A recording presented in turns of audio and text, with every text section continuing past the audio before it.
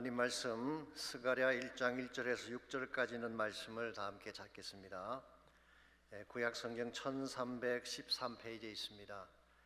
스가랴 1장 1절에서 6절까지 한 절씩 교독합니다.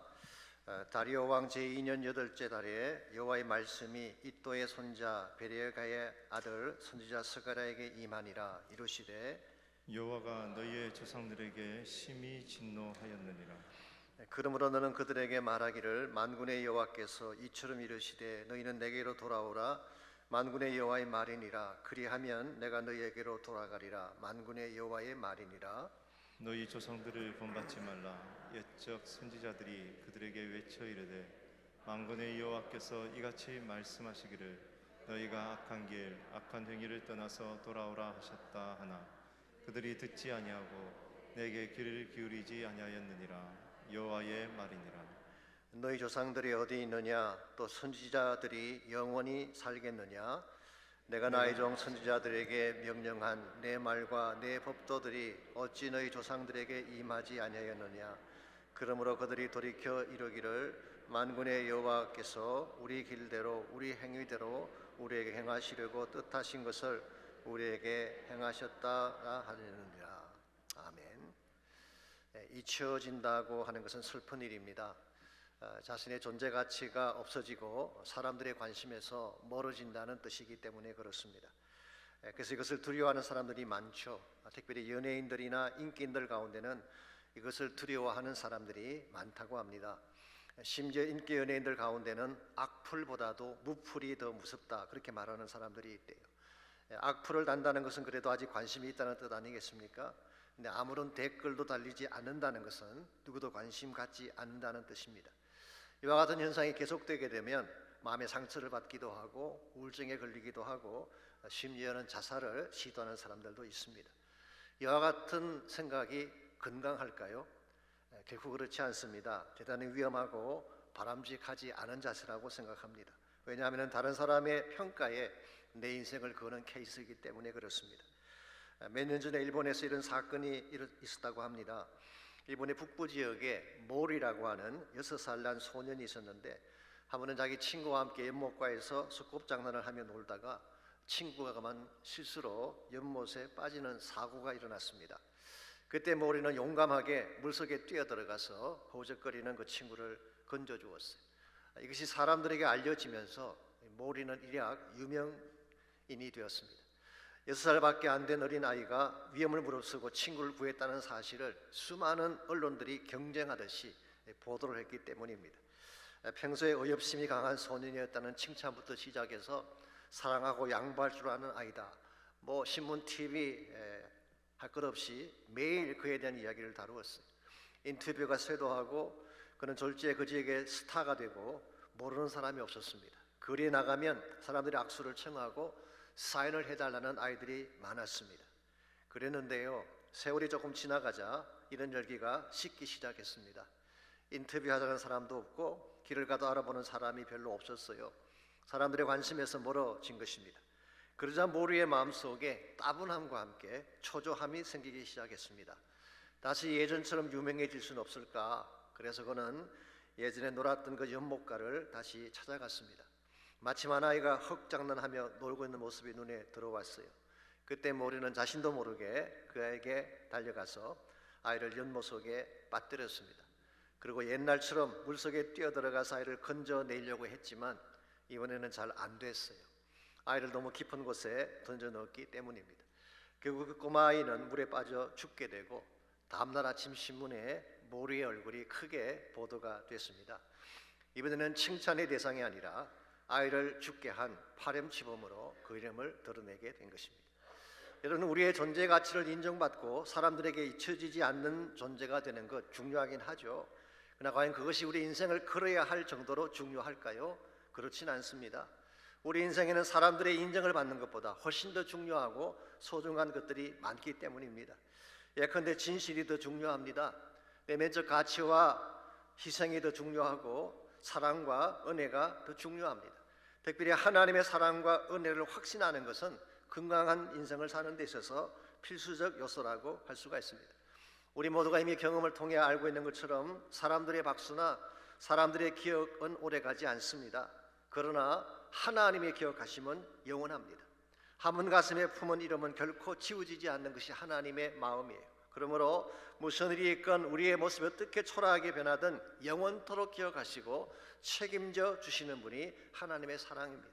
그래서 이사야는 이사야 49장 14절 15절에서 이와 같이 말씀을 적고 있습니다. 오직 시온이 이르기를 여호와께서 나를 버리시며 주께서 나를 잊으셨다 하였거니와 여인이 어찌 그 젖 먹는 자식을 잊겠으며 자기 태순한 아들을 긍휼히 여기지 않겠느냐. 그들은 혹시 잊을지라도 나는 너를 잊지 아니할 것이다. 내가 너를 내 손바닥에 새겼다. 그런 말씀을 했어요. 아마 그 당시 유대인들이 자책감 속에서 하나님 우리를 버리신 게 아닌가, 우리를 잊어버리신 게 아닌가라고 탄식을 할 때에 그들의 탄식에 대해서 여인이 어떻게 자기가 낳은 아이를 잊겠느냐, 설사 그 어머니가 자식을 잊는 케이스는 혹시 있을지 모르지만 나는 결코 그렇게 하지 않는다. 내 손바닥에 새기고 너희를 기억하겠다라고 약속하셨어요. 그러므로 사람들에게 잊혀진 자가 된다고 해서 인생 끝난 거 아닙니다. 사람들이 기억해 주지 않는다고 해서 우리 삶의 의미가 사라지는 것도 아닙니다. 하나님이 잊지 않고 나를 붙잡아 주시면 우린 다시 일어날 수가 있는 것입니다. 이것이 사실은 성경이 제시하고 있는 크리스찬 삶의 본질이죠. 우리 가운데 혹시 실패를 한 번도 안 해본 사람이 계십니까? 우리가 항상 박수만 받고 칭찬만 받으며 살아온 인생이 계신가요? 그런 사람은 없습니다. 누구나 한 번 이상 넘어지게 되고 때로는 미말에 처하기도 하고 바닥까지 내려간 케이스도 있죠. 그 결과 사람들에게 잊힘받아지고 버림받는 케이스도 있습니다. 그러할지라도 하나님은 다시 우리에게 기회를 주시고 우리를 다시 살아야 될 이유를 깨닫게 해주셔서 하나님 향해 일어나게 한다는 것, 이게 사실 성경이 제시하고 있는 가장 중요한 메시지 중에 하나이죠. 오늘날 사람들이 우리를 잊어버린다고 해서 인생을 포기한다든가 좌절감에 젖어 사는 것은 바람직하지 않습니다. 지금이라도 우리가 하나님을 바르게 만나기만 한다면 얼마든지 잃어버렸던 기쁨과 꿈을 회복할 수 있기 때문에, 이런 의미에서 오늘 아침 우리 모두가 물어야 될 질문이 이것입니다. 낙심하고 실패하는 우리 인생이 어떻게 하면 하나님을 통해서 다시 새 인생으로 일어날 수가 있을지 오늘 주신 이 본문을 중심으로 이것을 함께 나누려고 합니다. 오늘 같이 읽은 본문에 보시면 역사 속에 almost 잊혀진 바 될 뻔했던 유다 백성을 향한 하나님의 메시지가 오늘 본문에 기록된 말씀입니다. 오늘부터 제가 스가랴서를 함께 여러분과 같이 묵상하려고 합니다만은 이 스가랴서는 소선지서 중에 하나이죠. 그러므로 긴 성경책은 아닙니다. 그럼에도 불구하고 내용이 깊고 환상들이 많이 나오기 때문에 다니엘서와 함께 구약의 묵시록 중 하나로 분류를 하고 있습니다. 오늘 1절 말씀 보시면 이 말씀이 임하게 된 연대가 정확하게 소개가 되어 있습니다. 다리오 왕 제2년 8째 달에 여호와의 말씀이 이도의 손자 베레가의 아들 선지자 스가랴에게 임하니라. 일반적으로 묵시록이나 예언서에는 날짜가 잘 나오지 않는데 역사적 정확성을 기하기 위해서 오늘 본문에서 날짜를 밝히고 있죠. 다리오 왕 제2년이라고 했는데 이것은 주전 520년을 말하는 것입니다. 이때는 유다 백성이 페르시아의 지배하에 있을 때였고 바벨론 포로에서 귀환한 지 약 18년 가량이 흐른 시점입니다. 제가 참고로 바벨론 포로부터 귀환까지 역사를 간단하게 좀 소개해드리자면 유다가 망하게 된 것은 바벨론에 의해서였죠. 느부갓네살의 침공으로 바벨론에게 멸망을 당하게 됩니다. 그리고 포로가 되어서 끌려갔습니다. 그랬는데 얼마 지나지 않아서 메데 바사 제국이 등장하면서 바벨론 제국이 망하게 되고, 그리고 포로로 끌려갔던 유다 민족이 다시 귀환을 하게 됩니다. 메데 바사 제국이 바로 오늘 우리가 알고 있는 페르시아 제국이죠. 페르시아 제국의 왕이었던 고레스 왕이 사실은 사이프러스 2세입니다. 유대인들에게 칙령을 내려서 본국으로 귀환하도록 허락을 해주었어요. 이것이 주전 538년도에 일어난 일입니다. 그리고 고레스의 뒤를 이어서 캄비세스 왕이 등장을 하고 그 뒤를 이어서 왕이 된 자가 오늘 본문에 나오는 다리오 1세입니다. 사실은 페르시아 제국은 유대인들에게 굉장히 우호적이었어요. 이 고레스와 다리오도 그랬지만 다리오 다음에 왕이 된 아하수에로 왕도 굉장히 우호적이었습니다. 아하수에가 누군지 아시죠? 에스더의 남편입니다. 유대인들을 살려주었던 소중한 역할을 했죠. 그 다음에 왕이 된 자가 아닥사스다 왕. 아닥사스다 왕 때는 에즈라와 느헤미야가 활동을 했습니다. 어쨌든 이와 같은 역사적 배경 속에서 유대인들이 본국으로 귀환을 하긴 합니다만은 막상 본국에 돌아와 봤더니 예루살렘 성이 황폐하기 짝이 없습니다. 웅장했던 다윗 성의 옛 영광은 다 사라졌고 처참하게 불타버린 성전의 자취만 남아 있었어요. 그러나 계속된 기근 때문에 먹고 사는 것조차 위협을 받는 상황 속에서 그들은 결국 주전 536년에 성전 건축을 중단하고 말았습니다. 그리고 16년의 시간이 흘러간 것입니다. 이 16년간의 세월 가운데에 유대인들의 마음속에는 이와 같은 자책하는 마음이 찾아왔을 가능성이 많습니다. 이제 우리는 열국 중에서 잊혀진 백성이 되고 말았다. We are forgotten by all nations. We are done. 이제 우리의 민족 역사는 끝났다, 그런 이야기. 나라는 망하였고 삶의 터전은 다 무너졌고 성전도 없고 제사도 드릴 수 없는데 누가 우리 존재 가치를 인정해 주겠는가? 더구나 70년 세월 동안 이방 땅에 흩어져 살다가 돌아온 우리를 누가 기억이나 해주겠는가? We are forgotten. We are worthless. 우리는 잊혀진 백성이 되었고 가치없는 백성이 되었고 We are done. 우리 인생은 끝났다. 그렇게 그들은 자포자기하고 있었습니다. 이와 같은 정말 자괴감 속에서 스스로 부끄럽게 여기고 인생을 포기하려고 하는 그들을 향하여서 하나님은 선지자를 보내주셨어요. 이 선지자 이름이 1절 말씀에 하면은 스가랴라고 했습니다. 사실 스가랴는 바빌론 포로 3세대입니다만은 이 스가랴의 이름 뜻이 무엇인지 아십니까? 영어로 제크라야라고 이렇게 표현하고 히브리 말로는 제카야라고 이렇게 부릅니다. 이 제카야라는 말은 두 단어의 합성인데요. 제카라는 단어가 기억한다는 뜻이고 뒤에 야자를 붙이면 하나님이란 뜻입니다. 그러므로 직역을 하면 제크라야는 God remembers, 하나님이 기억하신다, 그런 뜻이에요. 여기 우리 모두가 붙잡아야 될 굉장히 중요한 메시지가 있다고 생각합니다. 유대인들은 자기들 스스로 자책감 가운데서 우리는 잊혀진 백성이다, 우리의 모든 것은 끝났다고 말씀을 하고 있는데 하나님은 스가랴를 보내서 아니다, I still remember you. 나는 너희들을 잊지 않았다. 여전히 너희들을 기억하고 있고 여전히 너희들을 사랑하고 있다. 그러므로 You are not done yet. 아직 너희들은 끝장난 거 아니야. 이게 오늘 본문의 말씀과 또 스가랴서 전체를 흐르고 있는 대주제라고 할 수가 있습니다. 사실은 여러분과 저의 삶 가운데도 여러 가지 많은 암담한 현실이 주어질 수가 있죠.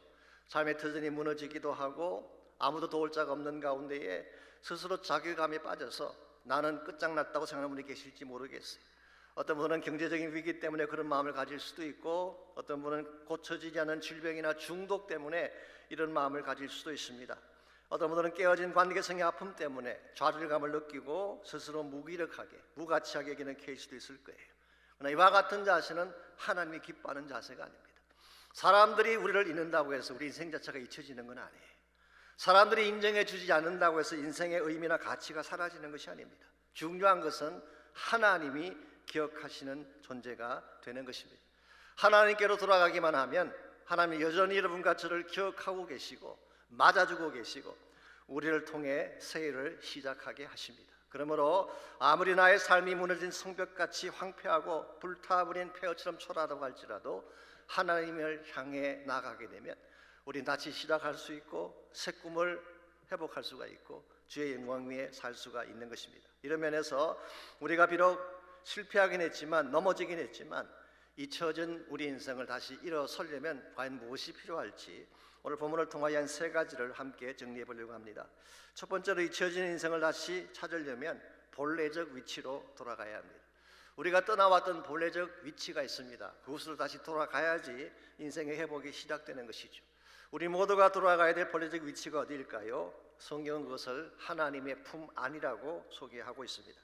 3절 말씀 보시면 잊혀진 인생을 향한 하나님의 초청이 이렇게 소개가 되어 있습니다.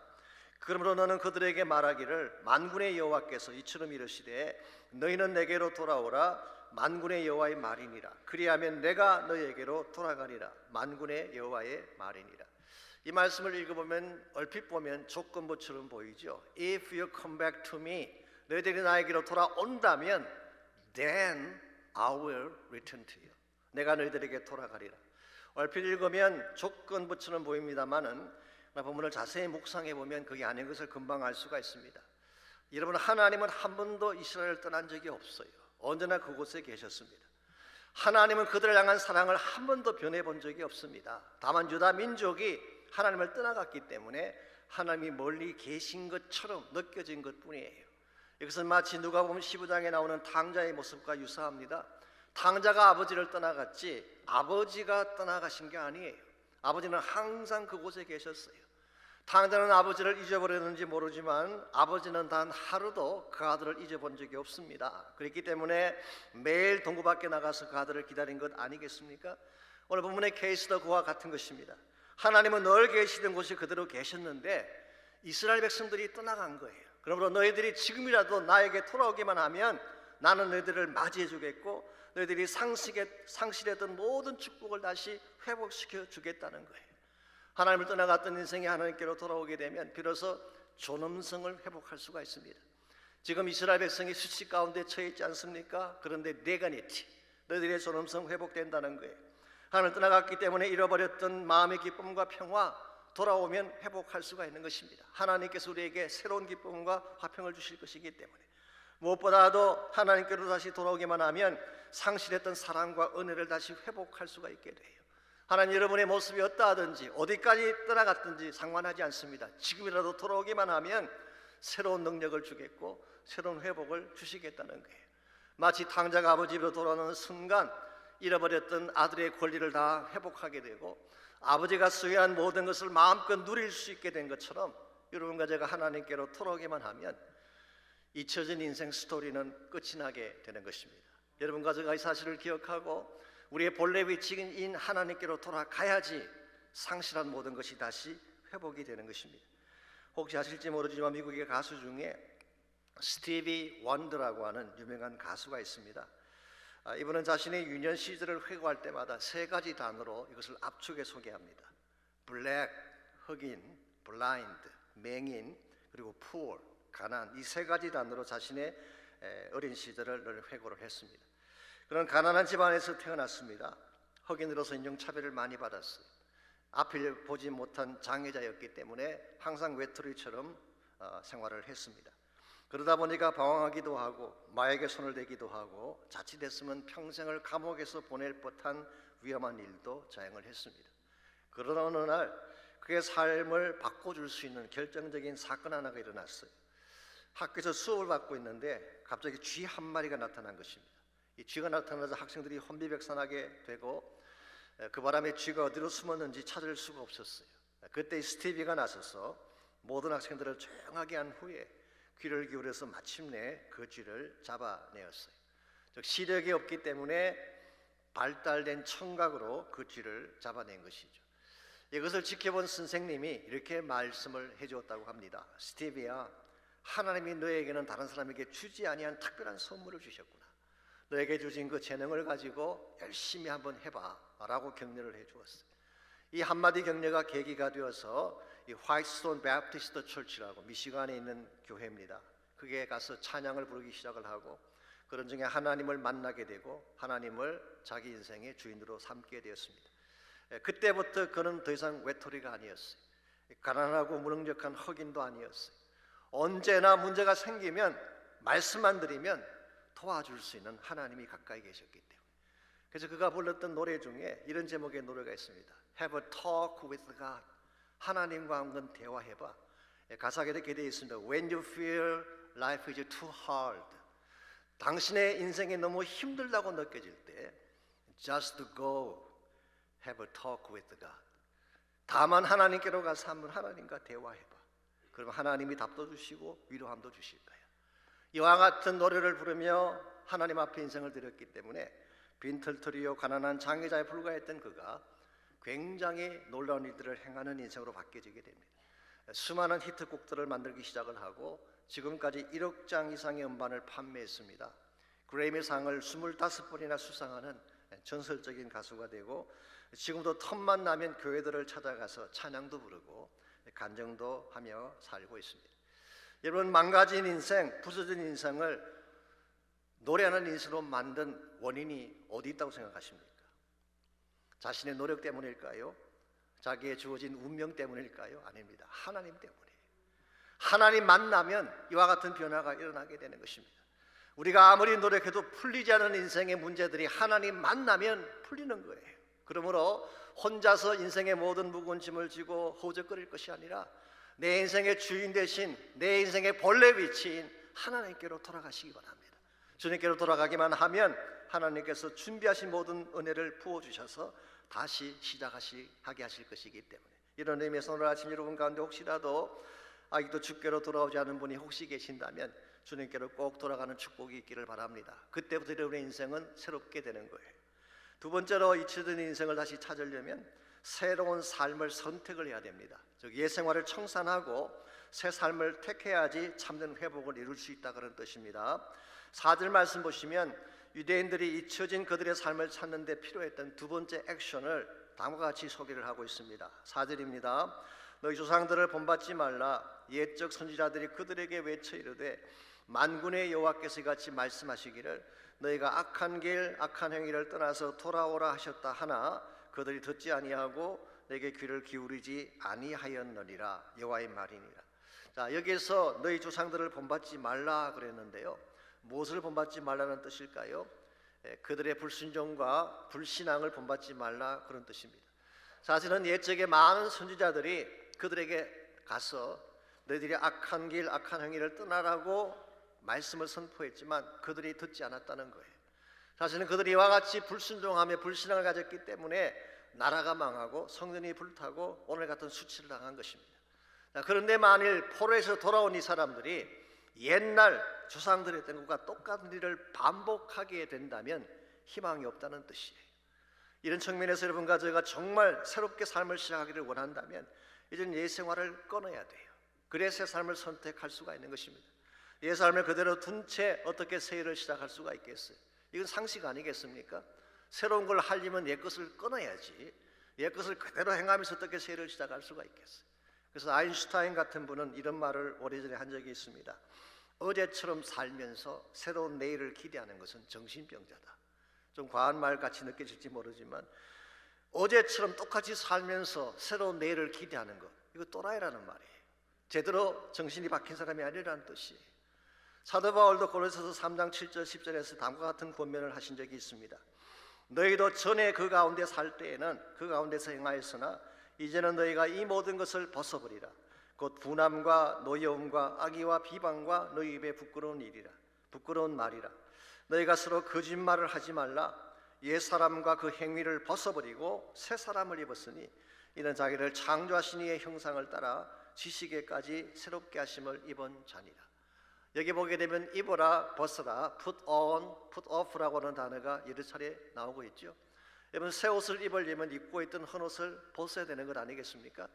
헌옷을 입은 그 상태에서 어떻게 새 옷을 입을 수가 있겠어요? 이런 의미에서 정말 우리가 새 삶을 출발하기 원한다면 과거의 행적들, 과거의 습관들을 끊어야 되는 것입니다. 과거의 것을 그대로 가진 상태에서 새 옷을 입게 되면 악취가 사라지지 않고 옛 생활의 열매가 그대로 나타나게 되는 것입니다. 물론 이게 쉬운 일은 아니죠. 생각보다 옛 일을 끊는다는 것이 쉽지 않습니다. 저희들이 제자훈련할 때 여러 차례 말씀을 드린 것처럼 우리 안에는 두 가지 존재가 있잖아요. 옛 자아가 있고 새 자아가 있습니다. 우리 새 자아는 예수님 만난 자아죠. 생명을 가진 자아, 말씀을 즐거워하고 율법을 기뻐하는 새로운 자아가 있는데 동시에 우리 안에 옛 자아가 공존하고 있어요. 근데 우리의 옛 자아가 생각보다 스트롱해요. 이 옛 자아라고 하는 것은 나를 죄악으로 끌고 내려가려고 하는, 옛 생활을 붙잡으려고 하는, 나를 타락시키려는 자아가 바로 옛 자아죠. 이 옛 자아를 우리 힘만으로 끊을 수 있을까요?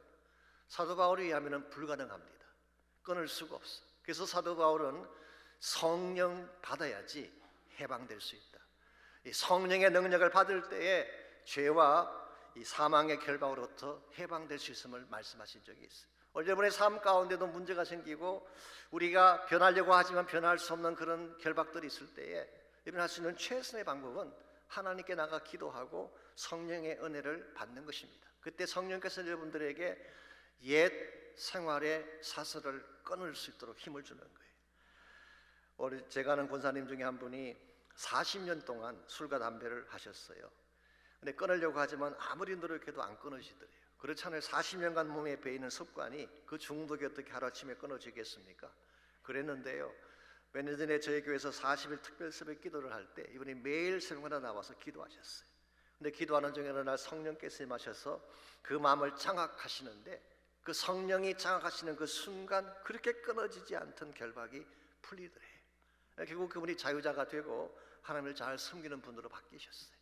이게 사실 하나님의 파워이고 저는 새벽 기도의 파워라고 생각을 합니다. 여러분의 인생에도 풀리지 않은 문제가 분명히 있을 거예요. 노력했지만 되지 않는 이슈들, 마약의 중독, 나의 힘만으로 절대 풀 수 없습니다. 도박이나 거짓이나 상습적인 폭력, 나의 힘만으로 건절이 안 되는 것입니다. 근데 하나님께 나가 기도하는 가운데에 성령께서 만져주시면 결박이 풀려요. 믿습니까? 믿으시는 분들은 내일 아침 꼭 나오시길 바랍니다. 이왕 나오신다면 앞자리에 앉으시기 바랍니다. 특별히 특별새벽 기도의 기간 동안에는 머리 기대고 잠자기 좋은 곳이 명당이 아니에요. 앞쪽에 나오셔서 기도하셔야지 은혜도 받고 사모하는 자에게 하나님이 축복을 주실 것이기 때문에 여러분께서 아침에 나오셔서 기도하신다면 아마 틀림없이 성령께서 임재하시고 성령이 만져주시면 마음의 질병, 삶의 고통들, 풀리지 않았던 죄악의 문제들을 풀어주셔서 다시 일어나게 하실 거예요. 이런 의미에서 잊혀진 인생이 다시 힘있게 일어나기를 원한다면 첫 번째 해야 될 일이 하나님 품으로 돌아오는 거예요. 하나님 품으로 돌아오는 것. 두 번째는 옛 생활을 끊고 새 생활을 선택을 하는 것입니다. 마지막 세 번째로 잊혀진 인생을 다시 찾으려면 영원한 언약을 붙잡아야 됩니다.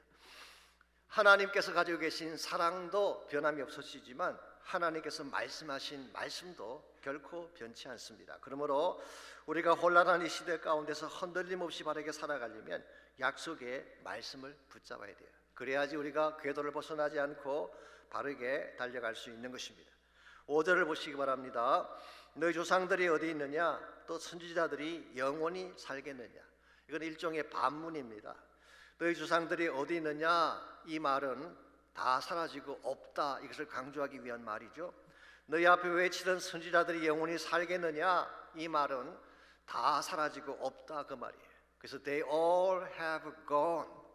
아무리 이스라엘 역사상 위대한 인물도 사라지고 없어요.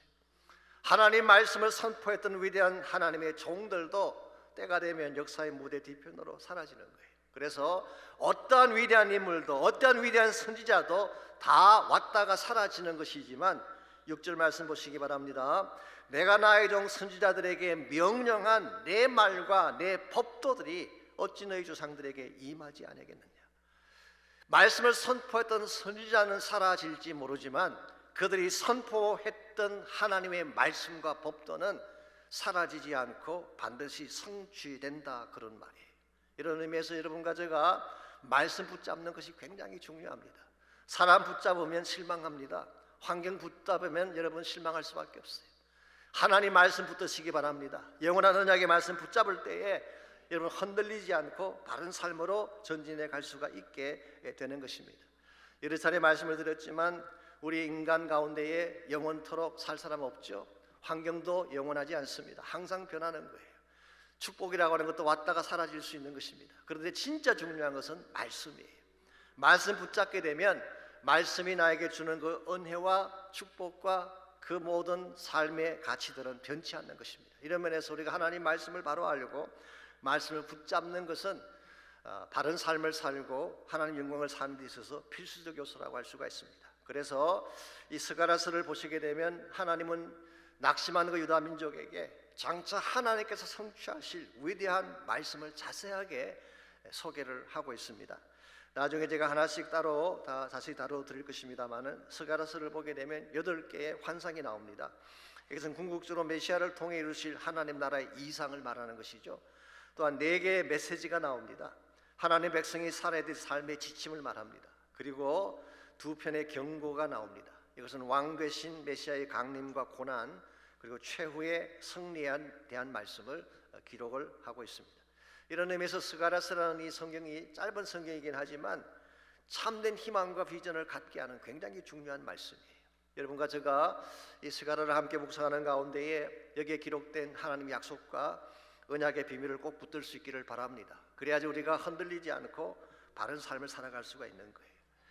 여러분과 저의 인생이라고 하는 것은 누구도 예측할 수 없는 인생의 길을 걷는 것입니다.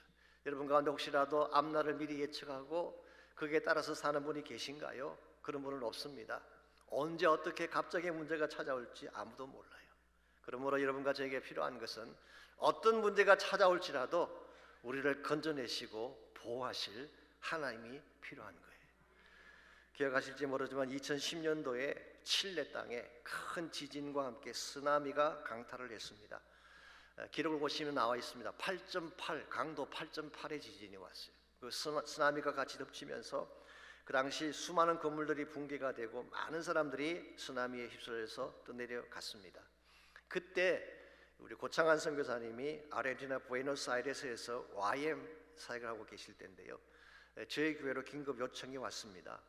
무너진 교회 20개를 YM이 세우려고 준비를 하고 있는데 혹시 저희 교회가 좀 도와줄 수가 없겠느냐고, 그리고 그 지역에 선교 센터를 꼭 세우고 싶은데 어떻게 하면 세울 수 있겠느냐라는 그런 요청이 왔어요. 그때 저희들이 광고를 하고 많은 분들이 헌신을 하셔서 그 당시 교회당 7개를 다시 건축을 해드리고 선교 센터를 세우기 위해서 사실은 저희 교회 안수자님 2가정과 함께 저희 가정이 같이 그 지역을 방문을 하고 왔습니다. 저희가 방문했던 그 지역이 칸스티튜시온이라고 하는 가장 피해가 컸던 지역입니다. 칠레 수도에서 한 6시간 차를 타고 들어가면 나오는 그런 지역인데 해변가에 있는 그런 도시였습니다. 그 당시 학생들이 해변가에서 캠핑을 하고 있다가 갑자기 쓰나미가 닥쳐오는 바람에 수백 명이 죽임을 당하게 됐어요. 갑자기 오는 쓰나미를 어떻게 피할 수 있겠어요? 그냥 캠핑하다가 갑자기 쓰나미가 찾아오면서 수백 명이 생명을 잃게 됐습니다. 그런데 놀라운 사실이 하나 있습니다. 그 해변가에 딱 한 장소만 쓰나미가 피해간 곳이 있어요. 그곳에서 약 100명 정도의 교회 아이들이 텐트를 치고 수양회를 하고 있었는데 그곳만 쓰나미가 피해간 거예요. 고장한 선교사님이 안내를 해주셔서 제가 직접 한번 그곳을 가보았습니다. 지형학적으로는요, 쓰나미가 피해가야 될 이유가 전혀 없는 장소예요. 피해가야 될 이유가 전혀 없는 장소예요. 어떻게 100명의 교회학부 학생들은 해를 하나도 입지 않게 됐을까요? I don't know. 정확한 이유는 아무도 모릅니다. 근데 한 가지 가능성이 있어요. 그게 뭐냐고 하면 아이들을 수련회 보내놓고 교회와 부모들이 중보하며 열심히 기도를 했대요. 여러분, 기도의 파워는 굉장합니다. 눈에 보이진 않지만 그 뒤에서 열심으로 아이들을 위해 중보하며 기도했기 때문에 그 기도가 은혜의 파도를 일으켜서 그 무슨 쓰나미 파도를 막아준 거예요.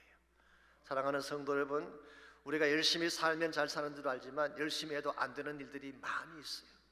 내가 아무리 노력하고 애써도 갑자기 찾아오는 쓰나미는 이길 방법이 없습니다. 육체의 질병의 쓰나미가 찾아올 때가 있잖아요. 재정적인 어려움의 쓰나미가 찾아올 때가 있잖아요. 갑자기 모든 삶의 터전이 다 붕괴되고 무너지는 쓰나미가 찾아올 때가 있잖아요. 내 힘으로 감당이 되어질까요? 불가능합니다. 하나님이 개입해서 도와주셔야 돼요. 은혜의 바람이 일어나야 되는 것입니다. 하나님께서 새 일을 행해 주셔야지 이와 같은 쓰나미가 찾아와도 이길 수 있고 극복해낼 수가 있게 되는 것입니다. 여러분과 제가 사는 이 시대가 악한 시대입니다. 죄악의 파도가 우리 자녀들을 삼키기 위해서 지금도 몰려오는 시대를 살고 있어요. 언제 어떻게 우리 아이들이 이 쓰나미에 잠긴 바 될지 모르는 상황 가운데 살고 있는 것입니다. 이와 같은 위기 앞에 살고 있으면서 우리가 잠만 자서 되겠습니까? 이제는 깨어나야 됩니다. 일어나야 돼요. 기도해야 되는 것입니다. 예레미야가 예가에서 말씀하신 것처럼 각 길머리에서 주려 혼미한 내 어린 자녀의 생명을 위하여 주를 향하여 손을 들지어다. 밤 초경에 일어나 내 마음을 물쏟듯 하라고 권고했어요. 눈물로 아이들을 위해 기도하라는 것입니다. 새벽에 깨어나서 아이들을 위해 눈물을 쏟으며 기도하라는 거예요. 그때 하나님께서 다시 회복도 주시고 새 삶도 주신다라고 약속을 하고 있습니다. 우리 지난 2년 동안 코로나를 겪으면서 참으로 힘들고 어려운 시간을 보냈습니다. 그러나 단순히 힘들다 어렵다고 해서 뒤로 피하기만 해서 문제가 해결되는 것은 아닙니다. 이제는 주 앞으로 나가야 되는 것입니다. 깨어서 기도해야 되는 것입니다. 그때 우리 가정도 살아날 수가 있고 우리의 삶도 회복이 가능하고 우리의 삶의 모든 터전도 새빛이 향해 나갈 수가 있는 것입니다. 이런 면에서 정말 힘든 때이긴 하지만 여러분들 꼭 3주간 동안 모든 걸 다 내려놓고 주 앞에 나와서 기도하는 시간 가지시길 바랍니다. 우리가 기도하면 하나님은 좋으신 하나님이시기 때문에 반드시 우리의 기도에 응답해 주십니다. 세상은 나를 버리고 잊어버릴지 몰라도 하나님은 기억하사 내 작은 이름을 그분의 가슴에 새기고 사랑으로 안아주시는 것이 하나님이에요. 여러분, 이 시간 주 앞에 나가 기도하게 되면 어떤 문제든지 받아주시고 회복시켜주시고 눈물을 닦아주시고 참된 위로와 평강으로 채워주실 거예요. 그러므로 좋으신 하나님, 나를 사랑하시는 그 하나님, 세상의 모든 자가 다 나를 버리고 잊어도 끝까지 나를 잊지 않고 가슴에 품어주시는 하나님 앞에 믿음 갖고 나가서 기도하는 시간 가지시기 바랍니다. 내 마음을 만지달라고 기도하시기 바랍니다. 내가 해결하지 못한 문제들을 하나님이 해결해달라고 기도하시기 바랍니다. 내 마음을 붙잡고 있는 모든 결박들을 끊어달라고 기도하시기 바랍니다. 특별히 내일 아침부터 시작되는 새벽 축제 가운데 기름 부어주시도록 이 재단을 위해 성령의 불이 임하도록 여러분 가슴 속에 성령의 능력이 임하도록 그래서 복음이 살아나고 교회가 살아나고 다시 한번 회복과 복음이 일어날 수 있도록 우리 다 함께 한 목소리로 기도합니다. 기도하겠습니다. 하나님 감사합니다. 우리를 사랑해 주시고 우리에게 하나님 안에 주실 수 있는 특별한 은혜와 축복을 주시는 것을 감사합니다. 세상은 우리를 버릴지라도 우리를 잊어버릴지라도 하나님은 끝까지 나를 기억하시며 주의 내 가슴을 안아주시며 하나님의 영광과 능력으로 새롭게 하시는 것을 감사합니다. 오늘 이 아침 우리의 심령 가운데 주님 임재하여 주옵소서. 말씀하여 주시옵소서. 하나님 얼마나 좋으신 하나님인지를 깨닫게 하시고 그 하나님 앞에 우리의 심령을 통하게 하시며 마음을 통하게 하시며 하나님의 만지심과 도우심을 경험할 수 있는 아름다운 시간 되게 하여 주시옵소서. 우리 주님께서 내일 아침부터 새벽기도 가운데 기름 부어주시고 성령의 은혜와 능력이 정말 임하는 귀한 새벽이 될 수 있도록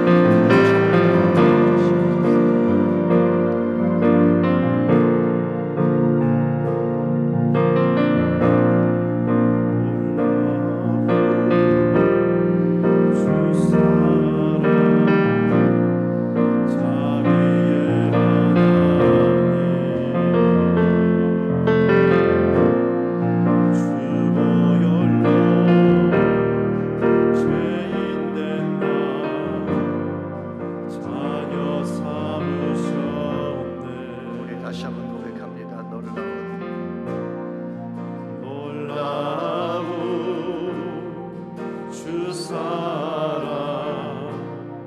자비의 하나님 주 보혈로 죄인 된 나 자녀 삼으셨네.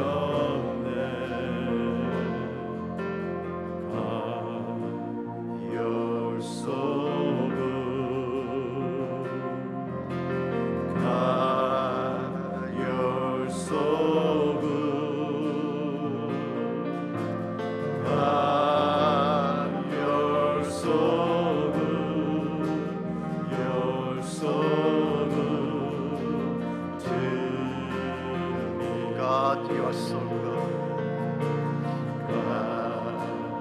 You're so good.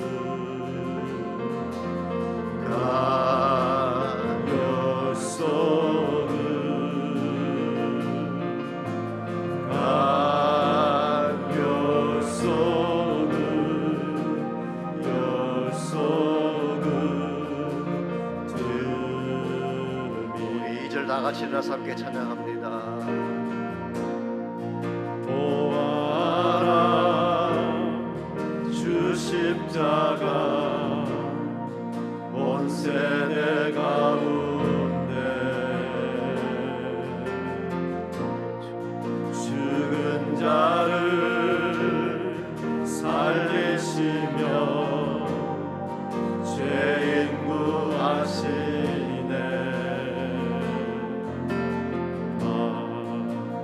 You're so good. God, you're so good. God, you're so good. You're so good to me. 좋으신 하나님,